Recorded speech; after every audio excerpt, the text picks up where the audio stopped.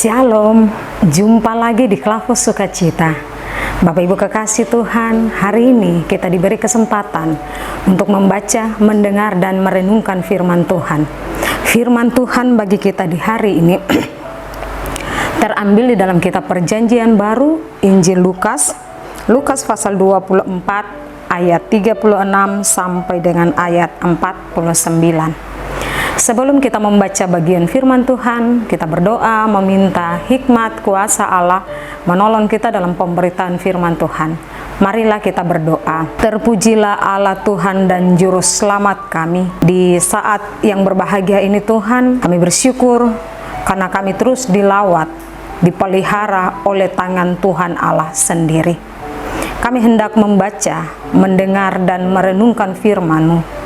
Terangilah pikiran kami dengan kuasa Roh Kudus ya Allah, sehingga kami mampu menangkap ketika Tuhan berbicara kepada kami lewat kebenaran firman-Mu. Berkati sekalian kami Tuhan yang mendengarkan firman-Mu lewat channel Klavos Sukacita di hari ini. Hamba-Mu yang memberitakan firman-Mu Tuhan memberkati, sehingga firman-Mu menjadi berkat bagi kami. Di dalam nama Tuhan kami Yesus Kristus firman yang hidup, kami berdoa. Amin. Injil Lukas pasal 24 ayat 6 sampai ayat 49 dengan perikop pembacaan. Yesus menampakkan diri kepada semua murid-murid. Dan sementara mereka bercakap-cakap tentang hal-hal itu, Yesus tiba-tiba berdiri di tengah-tengah mereka dan berkata kepada mereka, "Damai sejahtera bagi kamu." Mereka terkejut dan takut dan menyangka bahwa mereka melihat hantu. Akan tetapi ia berkata kepada mereka, "Mengapa kamu terkejut dan apa sebabnya timbul keraguan-raguan di dalam hati kamu? Lihatlah tanganku dan kakiku, aku sendirilah ini. Rabalah aku dan lihatlah, karena hantu tidak ada daging dan tulangnya, seperti yang kamu lihat ada padaku." Sambil berkata demikian, ia memperlihatkan tangan dan kakinya kepada mereka. Dan ketika mereka belum percaya karena girangnya dan masih heran, berkatalah ia kepada mereka, "Adakah padamu makanan di sini?"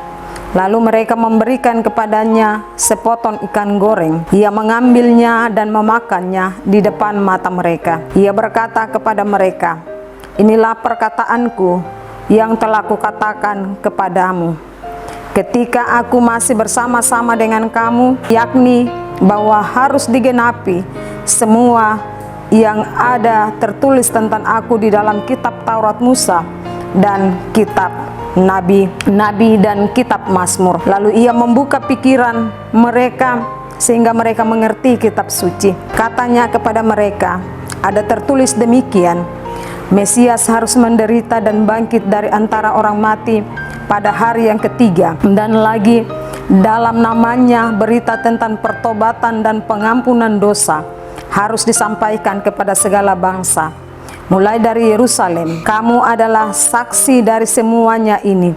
Dan aku akan mengirim kepadamu apa yang dijanjikan Bapakku.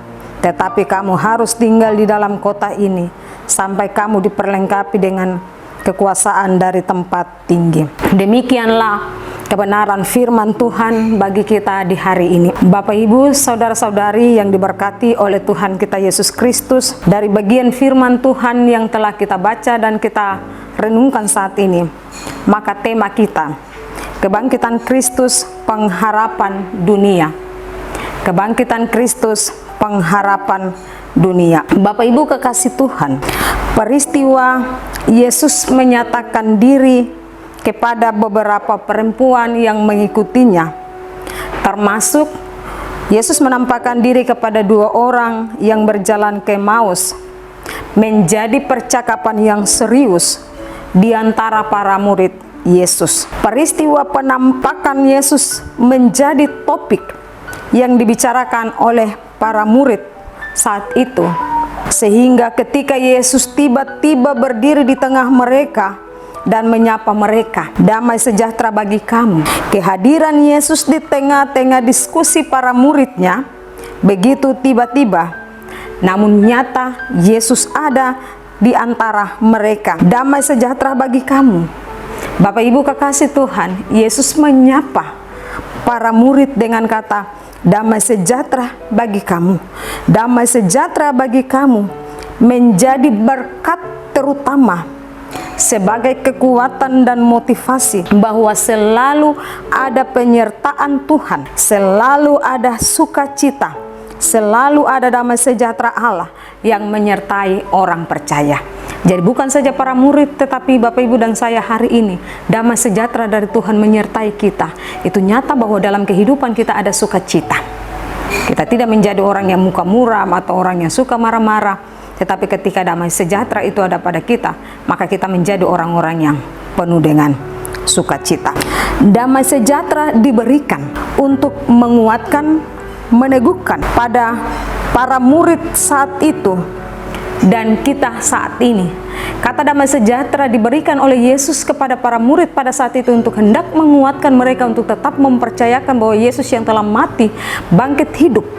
Demikian Bapak Ibu dan saya. Itu berarti bahwa bukan sekedar kita percaya peristiwa kebangkitan itu, tetapi bagaimana kita percaya dan kita mengimani serta memberlakukan, mewujud nyatakan di tengah-tengah kehidupan kita. Kehadiran Yesus di tengah para murid membuat mereka takut dan mengira Yesus itu hantu.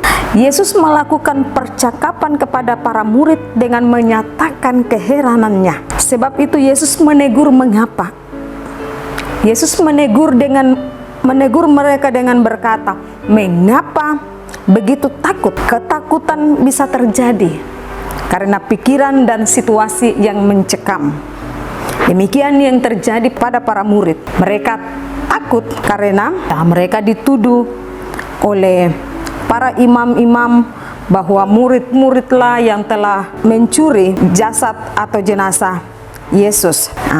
Dalam ketakutan para murid, Yesus tiba-tiba hadir di tengah-tengah mereka.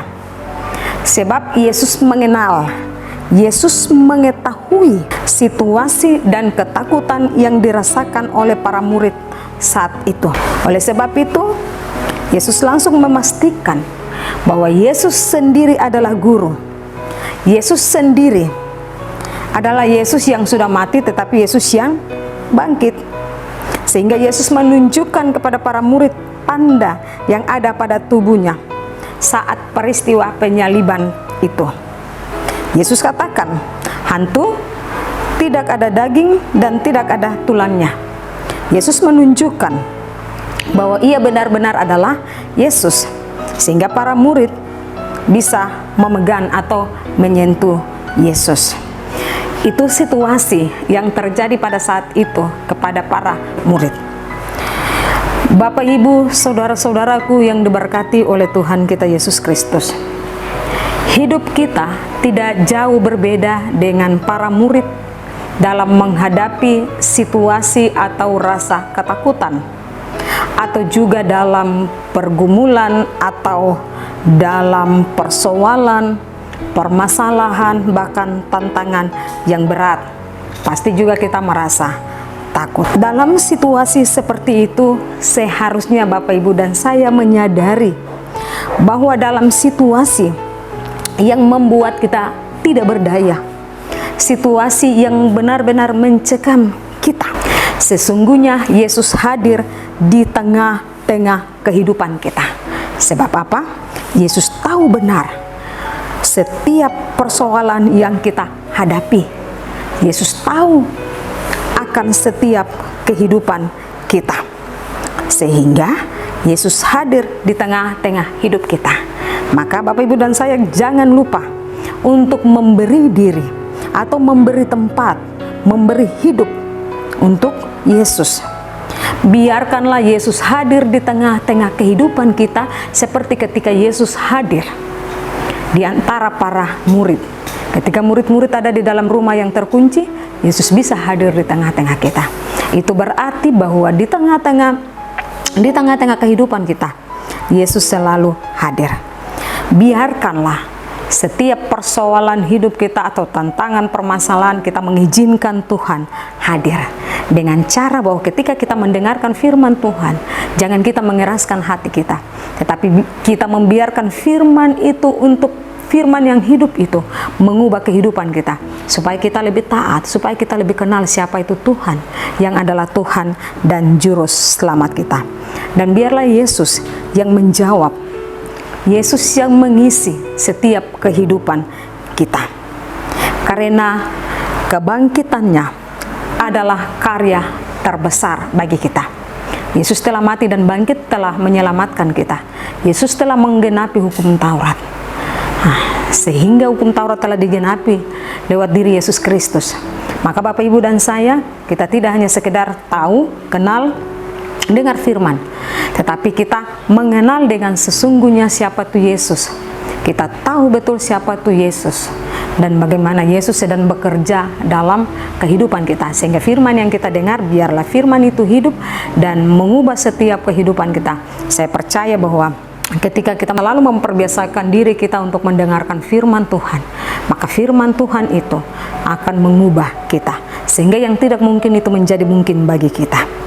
Bapak Ibu yang diberkati oleh Tuhan kita Yesus Kristus, keselamatan yang menjadi milik kita sebagai orang percaya telah diberikan Yesus Kristus kepada kita. Biarlah Roh Kudus terus menuntun dan memampukan kita untuk hidup dalam anugerah Allah dan menghadirkan damai sejahtera dalam hidup pribadi dan keluarga kita. Sehingga kata damai sejahtera bukanlah sekedar kata-kata ucapan yang keluar dari bibir mulut kita, tetapi biarlah kata-kata damai sejahtera itu menjadi bagian dalam kehidupan kita, sehingga kita berdamai dengan setiap orang yang kita jumpai, atau juga kita berdamai dalam kehidupan rumah tangga, keluarga, tetapi juga kita berdamai dengan diri kita sendiri. Tuhan memberkati kita dengan firman-Nya. Amin. Mari kita berdoa. Bapa di sorga, di saat ini kami bersyukur kepadamu karena kami masih terus diizinkan untuk mendengarkan firman-Mu. Biarlah firman-Mu yang hidup terus mengubah kehidupan kami. Ketika kami mendengarkan firman-Mu, kami tidak mengeraskan hati kami, tetapi biarlah firman-Mu terus mengubah kehidupan kami, sehingga kami menjadi orang-orang yang tetap terus percaya, bukan sekedar percaya yang keluar dari bibir mulut kami, tetapi percaya yang dapat kami wujud nyatakan dalam ketaatan kami kepada Tuhan, untuk terus mendengarkan firman-Mu dan melakukannya lewat kehidupan kami. Dan biarlah damai sejahtera Allah itu nyata di tengah-tengah hidup kami. Kami tahu bahwa dalam perjalanan kami banyak tantangan, rintangan, dan persoalan hidup yang kami hadapi, tetapi kami hidup dalam kebenaran firman-Mu, maka semuanya itu kami akan lewati dengan penuh sukacita. Terima kasih Tuhan, kami yang mendengarkan firman-Mu lewat channel Clubhouse Sukacita, biarlah terus kami diberkati dan kami menjadi berkat bagi orang lain melalui kehidupan kami. Di dalam nama Tuhan kami Yesus Kristus kami berdoa, amin.